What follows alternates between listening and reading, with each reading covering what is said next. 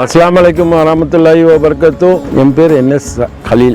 நான் ஒரு சிறிதாக ஒரு நகைக்கடை வைத்திருக்கிறேன். அது போக ஒரு கல்யாண மண்டபம் NSK தி கிராண்ட் ஸ்பேஸ்னு ஒரு கல்யாண மண்டபம் வைத்து நடத்தி கொண்டிருக்கிறேன். ஹைதர் அலி திப்பு சுல்தான் டட்னி சுன்னத் ஜமாத் கபஸ்தானையும் காபத்துல்லாவை போய் நேசித்த பள்ளி எனக்கு. நான் சிறு வயதிலிருந்து அங்கே போகும்போது எனக்கு ஒரு சந்தோஷமாக இருக்கும் பள்ளி அந்த பள்ளி. 6 வருட காலத்துக்கு முன்னால் பள்ளியை நிர்வாகிகள் எல்லாமே அனைவரும் விட்டு சென்று விட்டார்கள். அதுக்கப்புறம் இந்த பள்ளி ஒரு வருஷம் ஒர்க் போர்டில் போய் கேட்டு ஒரு வருஷம் நம்மளுக்கு அட்டாக் கமிட்டி போட்டு கொடுத்தார்கள். அதுக்கப்புறம் நாம் போய் அந்த பள்ளியை டிசைனே மாற்றணும். பல கோடி ரூபா வருமானம் வந்ததுன்னு சொன்னாங்க.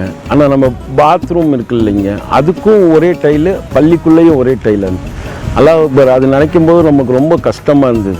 விலை உயர்ந்த கல் எதுன்னு சொல்லி பார்த்தா இட்டாலியன் மார்பிள்னு சொல்லி தான் நம்ம அந்த மார்பிள் போட்டோம். பள்ளிக்குள்ள சென்ட்ரலைஸ் ஏசி பண்ணோம். பள்ளிக்குள்ள கார்பெட் போட்டோம். அதுக்கு முன்னாடி பாயை தவிர எது இல்லை. ஃபேன் ஒரு ஃபேன் ஓடிச்சுன்னா 4 ஃபேன் ஓடாமல் இருந்தது. அந்த மாதிரி ஒரு காலகட்டத்தில் எல்லாம் சஃப்பு கூட அங்கே நிற்காது. இன்னைக்கு பள்ளி நிறைஞ்சு வெளியே வருது. மாஷா அல்லாஹ், என்ன சொல்றதுன்னு தெரியல. நான் கண்ணால் பார்க்குறவங்களுக்கு தான் அந்த மகிமை தெரியும். அந்த காலத்தில் இருந்த தலைவர்கள் ஒரு டவர் மேலே நின்று தான் அந்த பார்ப்பாங்க. மவுத் எங்கே அடக்கம் பண்ணாங்க. நம்ம நேரடியாக பணி செய்தோம். கபஸ்தான் கிளீனிங் அது நம்ம சொந்த செலவுல தான் நம்ம பண்ணோம். நம்ம யார்ட்டையும் எந்த காசு வாங்கி எல்லாம் நம்ம செய்யல. இன்னுமேல் வருங்காலத்தில் நல்லாவே அது பண்ணலாம். நம்மளுக்கு அந்த ஆட்சி அதிகாரம் அந்த நேரத்தில் இல்லை.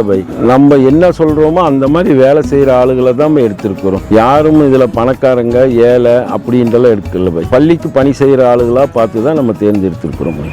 நான் நல்லது செய்வேன்ட்டு மக்கள் நினைச்சாங்கன்னா 2 பேர் இருப்பாங்க, 3 அணி நிற்கும்.